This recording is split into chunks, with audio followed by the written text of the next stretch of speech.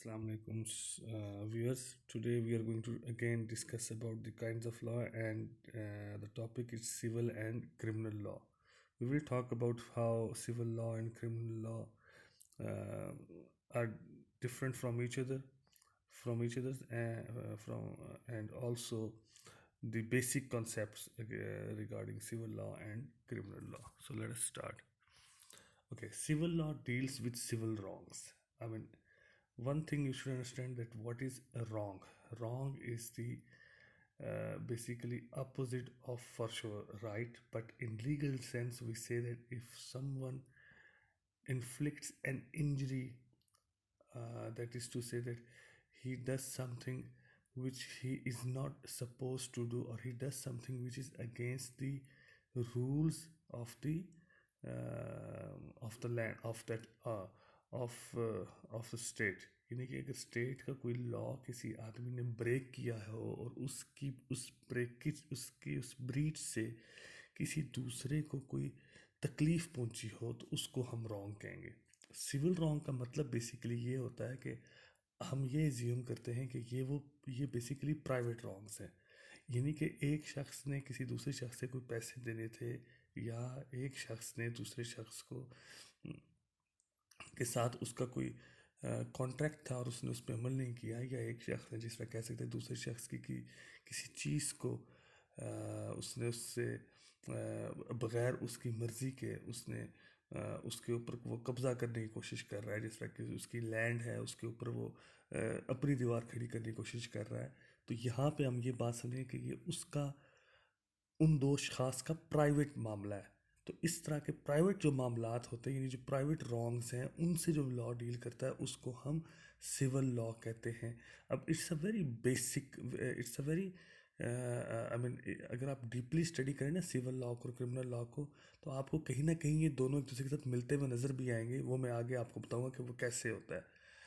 कि कई ऐसे रॉन्ग्स हैं जो कि सिविल लॉ में भी रॉन्ग है और क्रिमिनल लॉ में भी रॉन्ग है, लेकिन इनका प्रोसीजर थोड़ा मुख्तलिफ होता है. हमने बेसिकली उस प्रोसीजर की बात करनी है और उसके एंड रिजल्ट्स की बात करनी है. Civil law is dealt by civil procedure code. जिस तरह कि मैं अब मिसाल देंगे, पाकिस्तान में सिविल प्रोसीजर कोड है जो कि सिविल लॉ से डील करता है.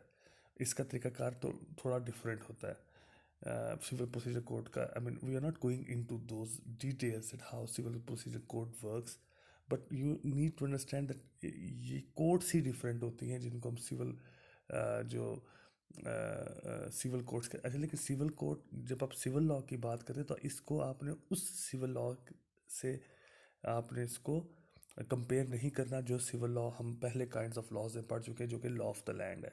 ये सिविल लॉ उस सिविल लॉ या लॉ ऑफ लैंड का एक हिस्सा है. ठीक है.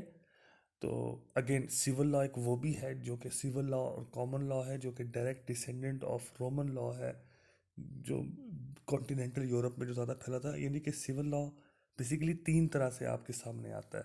लेकिन यहाँ पे जो आप सिविल एंड क्रिमिनल लॉ की बात करेंगे तो फिर उसमें आपने, जिसको हम उर्दू में कहते हैं दीवानी, इसमें हम फिर दीवानी कानून की बात कर रहे हैं. तो तो civil law is dealt by civil procedure where parties to the suit bring their respective claims. Following are the remedies available in civil law. Number one is injunctions. Injunctions को हम आम ज़बान में हुक्म इम्तनाई भी कहते हैं. ये सुना होगा आपने कई दफ़ा कि जी कि वो स्टे ऑर्डर मिल गया है कोर्ट से. वो स्टे ऑर्डर क्या होता है? वो यही होता है कि आप के साथ किसी ने कोई आपके साथ ऐसी रॉन्ग कमिट कर रहा है. जिस तरह फ़र्ज़ किया, जो मैं बार बार एग्जाम्पल देता हूँ कि आपकी लैंड है, उस लैंड के ऊपर कोई दूसरा आदमी आके दीवार तामीर कर रहा है, तो आप कोर्ट में जाके स्टे ऑर्डर लेते हैं उस बंदे के ख़िलाफ़ कि भाई वो मेरी, क्योंकि लैंड मेरी है, मेरी लैंड के ऊपर वो अपनी दीवार की तामीर को रोक दे. तो इस रोकने को हम कहते हैं प्रोहिबिटरी इंजंक्शन.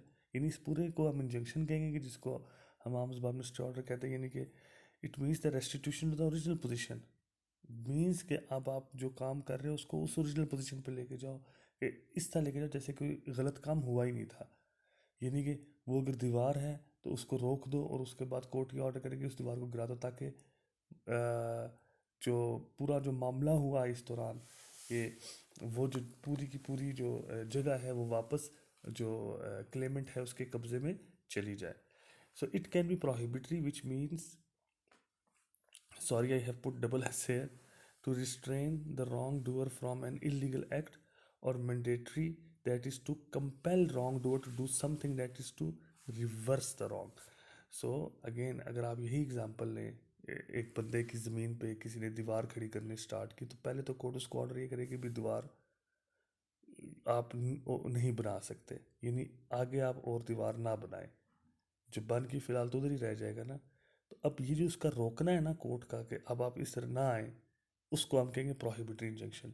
लेकिन बाद में जो इस दीवार को गिराना होगा, क्योंकि दीवार चूँकि उसने गिरानी भी है, तो इस ऑर्डर को हम कहेंगे मैंडेटरी इंजंक्शन. यानी कि एक वो चीज़ है कि जिसमें आप किसी को स्टॉप कर रहे हैं, रिस्ट्रेन कर रहे हैं कि वो काम ना करे. दूसरा वो है कि जिसमें आप किसी को ऑर्डर दे रहे हैं कि भाई तुम ये काम करो. Next is a compensation. ये भी कंपनसेशन एक रेमेडी है. रेमेडी का मतलब, अच्छा, रेमेडी का मतलब ये होता है रिड्रेसल ऑफ द रॉन्ग. यानी कि किसी ने आपके साथ रॉन्ग किया, अब आपने अपने आप को उस रॉन्ग के का जो इफ़ेक्ट है उससे आप कैसे बचेंगे. ठीक है, तो उस सारी चीज़ को, यानी कि उस का जो रिड्रेसल है, यानी उस रॉन्ग डूइंग को ख़त्म करने का, उसके असर को ख़त्म करना जो है, उसको हम रेमेडी कहते हैं. तो compensation is a form of remedy also, just like injunctions. अच्छा, it can be in the form of damages which are paid by the wrongdoer. If somebody has done some wrong with you, for example, he has uh, uh, thrown water on you while you were going to college, if you are going to your office, if he has willfully thrown hot water on you, then it means that he has done some wrong to you. And what will be your, अब उस वक्त इस तरह की position में जो है वो कोर्ट फिर कंपनसेशन का ऑर्डर करती है कि भाई आप इसको पे करें, क्योंकि इसकी जो इज्जत ख़राब हुई है, या इसका जो टाइम ज़ाया हुआ है, उसके ही बस. Damages are of the following kinds. ये अब हम आगे डैमेजेस की बात करेंगे. जनरल डैमेजेस और also called non pecuniary damages are not based on monetary loss, e g. Pain और सफरिंग. यही मैं एग्जांपल, एक आदमी जा रहा, किसी ने दूसरे ने उसके ऊपर रंग फेंक दिया उसके कपड़े ख़राब करने के लिए, ठीक है, या उसके चेहरे पे उसने रंग फेंक दिया, फ़र्ज़ किया, ठीक हो गया. तो अब ये एक ह्यूमिलिएशन है, ये एक मेंटल पेन है. इसके जो अगेंस्ट आप समझ लें कि जो डैमेजेस कोर्ट देगी, उसको आप जनरल डैमेजेस कह सकते हैं. Nominal damage are given when no actual harm is done. It is more like symbolic. For example, if somebody has stopped you to vote, आपका राइट है कि आपने वोट देना है, किसी ने आपको रोका कि आप वोट ना दो. अब ये हार्म आपके फिजिकल उसका हार्म नहीं है, उसने आपको कोई मारा नहीं है, उसने आपको कैद नहीं किया, लेकिन एक रॉन्ग तो उसने कमिट की है. तो इस तरह की रॉन्ग्स को, यानी जिसमें एक्चुअल हार्म नहीं है, तो जो डैमेजेस दिए जाते हैं उनको नॉमिनल डैमेज. नॉमिनल मीन्स बहुत थोड़ा, यानी बहुत थोड़ा बहुत जुर्माना जिसको आप कह लें. Special or pecuniary damages are calculated on actual loss. For example, breach of contract. You have contracted with somebody to purchase a house. You have called your brother to send you some amount, और उसने जब आपको amount भेजी बाहर से, तो ज़ाहिर बात है बैंक ने कोई ना कोई कटौती तो की होगी. तो अब आपने वो अमाउंट लाई, उस पर कटौती जो हुई, अब कॉन्ट्रैक्ट आपका हो चुका था, अगले बंदा आपसे इनकारी हो जाए कि उसने घर नहीं देना आपको, तो उसके बाद आप कहेंगे चलो ठीक है, ये इस कॉन्ट्रैक्ट की ब्रीच से जो मेरा एक्चुअल लॉस हो, यानी जो मैंने पैसे मंगाए थे, इस मरने की मिसाल दे रहा हूँ आपको, तो वो जो कटिंग हुई है वो मुझे दो. अब ये एक एक्चुअल लॉस है. यानी in case of breach of any contract, court will calculate the actual loss that has that was actually done by the wrongdoer, कि जिसने वो कॉन्ट्रैक्ट पूरा नहीं किया, उसकी वजह से क्या नुकसान हुआ पूरा. Next one is the liquidated damages. These are awarded on the basis of what has been previously agreed upon the parties by the party. कई दफ़ा ऐसे होता है, दो पार्टीज आपस में कॉन्ट्रैक्ट कहती हैं अगर एक ने कॉन्ट्रैक्ट को ब्रीच किया तो वो इतना पैसे पे करेगा. तो इस तरह के जो डैमेजेस हैं जो पहले से ही उन्होंने रखे होते हैं, उनको हम लिक्विडेटेड डैमेजेस कहते हैं. प्यूनिटिव डैमेजेस और एग्जाम्पल डैमेजेस, ये वो डैमेजेस होते हैं जो कि एक्चुअल हार्म, यानी एक्चुअल कैलकुलेशन से कहीं ज़्यादा होते हैं. यानी कि किसी ने किसी को फ़र्ज़ किया, इतनी बुरे तरीके से उसने उसकी इज्जत मजरू की, यानी कि उसके बारे में अखबारों में उसने गलत आर्टिकल्स छापे। मैं एक मिसाल दे रहा हूँ, यानी किसी की रेपुटेशन को बर्बाद किया।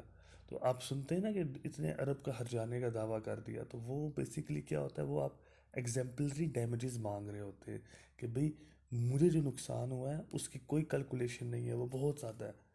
तो कोर्ट जो है इस सूरत में एक एग्जाम्पल क्रिएट करना चाहती है कि आइंदा कोई ऐसा काम ना करे। And the other one of the other remedy specific performance, ये ऐसे होता है कि जब नॉर्मली ये ब्रीच ऑफ कॉन्ट्रैक्ट्स में यह होता है कि जब आप कोई कॉन्ट्रैक्ट जो है वो किसी के साथ किया, आप अपने कॉन्ट्रैक्ट का अपना जो आपने काम करा था वो आप पूरा करें, दूसरा पूरा नहीं कर रहा, तो आप कोर्ट से जाके ये रेमेडी वसूल कर सकते हैं कि भाई कोर्ट उसको ये कहे कि वो अपने हिस्से का काम करे, that is to specifically perform. Next one is criminal law. Criminal law deals with the punishment of crimes. यहाँ पे जो रॉन्ग्स हैं वो सिविल रॉन्ग्स नहीं होती, यहाँ पे पब्लिक रॉन्ग्स हैं। यहाँ पे जो रॉन्ग्स हैं वो हैं जिससे सोसाइटी एज अ होल मुतासर हो रही है। ठीक है, जिस तरह कहा जाता है ना, किसी ने किसी का फ़र्ज़ किया मर्डर कर दिया, अब इस ये किसी तरीके से भी सिविल रॉन्ग नहीं है, क्योंकि मर्डर करना इंसानियत के ख़िलाफ़ एक जुर्म सुना जाता है। तो यानी कि यहाँ पे आपने ये बात समझनी कि हर वो जुर्म जो जिसका स्कोप लार्ज है, यानी कि जो पब्लिक को एज अ होल जो डिस्टर्ब करता है, उस तरह के जो केसेस हैं वो under the criminal law deal होते हैं। इसका अपना एक प्रोसीजर होता है। यहाँ पे इनका यहाँ पे जो है वो एविडेंस लाने का इनका पूरा तरीकाकार जो है वो that is different from the civil law. और यहाँ पे जो पार्टीज़ होती हैं, पार्टी होती है वो स्टेट पार्टी होती है। अब क्रिमिनल एक्ट की जो इंग्रेडिएंट हैं वो दो हैं, एक है एक्टस रियस, दूसरा है mens rea. Actus reus means the wrongful act itself, यानी किसी ने अगर किसी को मारा फ़र्ज़ किया, तो वो जो मारना है, यानी कि उसने वो पूरे का पूरा वो कि जो इंस्ट्रूमेंट यूज़ किया, अगर वो उसने छुरी यूज़ की या गन यूज़ किया, वो गया उस बंदे के पास, उसने उसको कहा कि उठो मैं तुम्हें आज मारने आया, तो अब ये जो सारा एक्ट है ये एक्ट सीरियस है, यानी कि ये वो एक्ट है पूरा जिसकी वजह से वो क्रिमिनल रॉन्ग कंस्टिट्यूट हो रही है, यानी क्रिमिनल एक्ट है ये।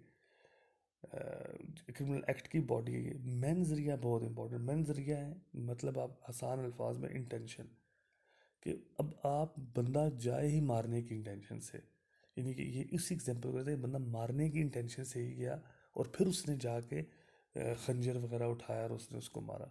अब एक बंदा अगर ये कह जी नहीं मैं मारने की नीयत से नहीं गया था, मैं तो उसको कुछ कहने नहीं गया था, वो तो गलती से सामने आ गया और उसकी जान चली गई, तो इस सूरत में कोर्ट ये देखेगी कि नीयत नहीं थी, एक्ट हुआ, एक्टस रियस मौजूद है, यानी कि एक्ट हुआ, बंदा मरा, लेकिन मेंस रिया मौजूद नहीं है, यानी कि गिल्टी इंटेंशन नहीं थी, इंटेंशन तो कुछ और थी, इंटेंशन तो मारना था ही नहीं, वो तो मर गया। तो ये इसमें है क्रिमिनल लॉ में, ये दो इंग्रेडिएंट्स आपने याद रखने हैं, एक्टस रियस और मेंस रिया।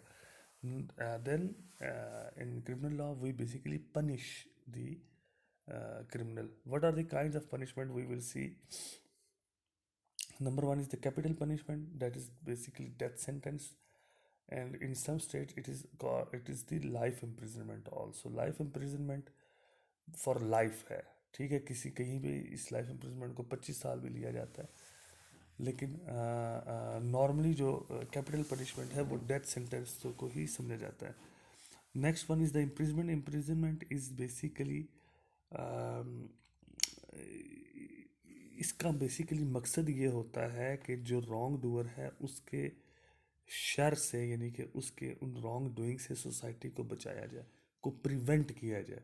ये थ्योरी जो पनिशमेंट की जो थ्योरीज है जो हम आगे जाके पढ़ेंगे, उसमें से एक थ्योरी है प्रिवेंटिव थ्योरी। इम्प्रिजनमेंट उस थ्योरी पे पूरा उतरती है। इम्प्रिजनमेंट का जो लॉ है वो तकरीबन सारी दुनिया में अप्लाई होता है, क्योंकि कैपिटल पनिशमेंट तो बहुत से मुल्कों ने अबॉर्ट अब कर दिए। सॉलिटरी कन्फाइनमेंट, यानी कि जिसको हम कहते हैं कैद तन्हाई, तन्हाई कि उस एक आदमी को किसी एक सेल में अकेले, जिसकी खिड़की भी नहीं होती, जिसमें रोशनी का भी इंतज़ाम प्रॉपर नहीं होता, वहाँ पे उसको कैद, कई दफ़ा मतलब रोशनी का इंतज़ाम भी नहीं होता, कैद कर देते हैं आप, और वो किसी से मिल नहीं सकता, किसी से बात नहीं कर सकता। अब ये it is one of the most dangerous punishment because it can be psychologically very damaging, और सॉलिटरी कन्फाइनमेंट जो है ये मुख्तलिफ मुल्कों में जो सिविलाइज कंट्रीज हैं उनमें अगर दी भी जाती है तो वो चंद एक दिनों के लिए होती है कि 7 दिन रखा जाएगा, 7 दिनों बाद फिर उसको निकाल देते हैं, फिर उसके बाद 14 दिन के लिए रख देंगे या फिर उसके बाद उसको निकालेंगे ताकि ये उसमें हो, मुख्तलिफ पॉजेज में हो। Deportation is actually sending the criminals of sure, अपने मुल्क से उनको बेदखल करना, लेकिन this is not a very good punishment because क्योंकि ऐसा आदमी जब भी किसी दूसरी स्टेट में भी जाएगा तो वहाँ पे भी यही है कि अगर उसने एक स्टेट में जाके एक सोसाइटी में जाके रॉन्ग किया है दूसरी सोसाइटी में भी जाके फिर वो क्राइम कर देगा। तो it's not a very good sort of punishment. Corporal punishment is the punishment where wrongdoer is the criminal is basically tortured sometimes. उसको कोड़े मारना या उसको उसका सर कलम कर देना, उसके हाथ काट देना, यानी कि ये कॉर्पोरल पनिशमेंट होता है। This is one of the deterrent theories. Deterrent जहाँ पे आपने डेटरेंस क्रिएट करनी है सोसाइटी में तो वहाँ पे ये पनिशमेंट्स यूज़ होती हैं। पैरोल पैरोल जो है वो पैरोल जो है वो बेसिकली कंडीशनल रिलीज़ होती है एक शख्स की कि उसको ये कहा जाता है कि तुम्हें उस फ़र्ज़ किया कि तुम अपने घर से बाहर नहीं निकल सकते या तुमने जो है वो इतना अर्सा, कई दफ़ा इसमें ऐसे भी होता है कि एक कम्युनिटी सर्विस का उसको कहा जाता है कि तुमने सर्व करना है कम्युनिटी को, पढ़ाना है बच्चों को या कहीं पे सफाई करनी है, और एक पैरोल ऑफिसर डेजिग्नेट होता है उसकी इस सारी सिचुएशन को मॉनिटर करने के लिए, बिकॉज ये एक रिफॉर्मेटिव थ्योरी है पनिशमेंट की कि जो क्रिमिनल है उसको सोसाइटी में वापस भेजा जाए ताकि वो वहाँ पे अपने आप को बेहतर अंदाज से उसको एक और सेकंड चांस दिया जाए। Now is the difference criminal wrong is the wrong against the society while civil wrong is a private wrong. ये हम पहले बात कर चुके हैं क्योंकि मर्डर का जो मैंने आपको एग्जांपल दिया कि मर्डर जो है वो पूरी इंसानियत का दल समझा जाता है, इसलिए स्टेट इसमें पार्टी होती है।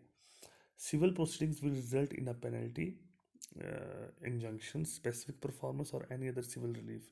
While in criminal proceedings, result will be any form of punishment. Sorry again for the mistake of the spelling here. Guys, बात ये है कि कहीं कहीं पे इनमें देखें ना, पेनल्टी की बात अब सिविल प्रोसीडिंग में हुई है। कई दफ़ा पेनल्टी जो है वो क्रिमिनल लॉ में भी मिलती है कि आप पे जुर्माना किया जाता है, बंदों पे, यानी कि जो क्रिमिनल्स उन पे जुर्माना किया जाता है। Object of civil proceeding is enforcement of rights while in criminal proceeding is the punishment. ये एक बहुत इंपॉर्टेंट डिफरेंस है क्योंकि सिविल प्रोसीडिंग्स में आप अपना राइट क्लेम कर रहे होते हैं कि मेरा ये राइट है, ये लैंड है, ये मेरी राइट है, मेरा इस पर राइट है। एक कॉन्ट्रैक्ट हुआ, कॉन्ट्रैक्ट में मैंने अपना काम किया, मेरा राइट है कि वो अपना काम करे, तो आप इन्फोर्समेंट ऑफ राइट की बात करते हैं। दूसरी तरफ आप बात करते हैं कि कोई ऐसा काम गलत हुआ है, ऐसा गलत काम हुआ है कि जिसका सोसाइटी पे एज अ होल बहुत बुरा असर पड़ेगा, तो हमने उस काम की पनिश करना है। One more difference is that the criminal wrong injures society so it's more harmful, जो हमने ऊपर बात की है। In civil proceedings private person are parties while in criminal proceeding state becomes a party. मैंने पहले बात की जब क्योंकि यहाँ पे स्टेट इन्वॉल्व है कि जो क्राइम है वो एज पूरी सोसाइटी के लिए हार्मफुल है। Burden of proof is not very heavy in civil law, यानी सिविल लॉ में बर्डन ऑफ जो प्रूफ है क्योंकि ऑलवेज प्लेंटिफ के सिविल प्रोसीडिंग में भी जो शख्स क्लेम लेके जाता है उसी ने उसको प्रूफ करना होता है, तो जो बर्डन ऑफ प्रूफ है उसको डिस्चार्ज करना सिविल प्रोसीडिंग्स में इतना मुश्किल नहीं होता, क्योंकि क्रिमिनल लॉ में तो कहते हैं ना कि accused is the favourite child of the law, कि जो एक मुलजिम है वो कानून का फेवरेट बच्चा है क्योंकि you have to prove beyond the shadow of any doubt. Criminal law में याद रख ले उस वक्त तक पनिशमेंट अवॉर्ड नहीं होती जब तक आपने beyond the shadow of any doubt जो क्रिमिनल एक्ट है उसको प्रूव ना किया। लेकिन सिविल लॉ में इतनी सख्त शराइत नहीं होती। यहाँ पे एविडेंस की बेस पे अगर उस तरह जो जो जो एविडेंस का सांचा है वो उतना सख्त नहीं होता। तो गाइस ये बड़ा इम्पोर्टेंट टॉपिक था आज का, सिविल लॉ और क्रिमिनल लॉ का, जिसमें हमने सिविल लॉ में हमने काइंड्स जो रेमेडीज़ हैं उनको देखा, क्रिमिनल लॉ में मैंने पनिशमेंट्स को देखा। ये एक बहुत ब्रीफ ओवरव्यू था। For sure it criminal justice system और civil justice system is a very long and lengthy topic and in sum, और बहुत डेप्थ में जाए तो ये दोनों एक दूसरे के साथ कहीं ना कहीं ये मिक्स भी होते हैं। जिस तरह के पेनल्टीज़ जो हैं वो कई दफ़ा सिविल कोर्ट्स भी सिविल केसेस में भी अलाउ होती है और क्रिमिनल केसेस में भी अलाउ होती है। तो सिविल इम्प्रिजनमेंट का जो कॉन्सेप्ट है वो सिविल केसेस में भी होता है। So I hope that this video was very much beneficial for all of you, and if there is any misunderstanding still you have that, I mean you do not understand जो मैंने बात की हो या कोई तरीके से आपको वो समझ ना आई हो, तो do contact with me. Thank you and I will see you again.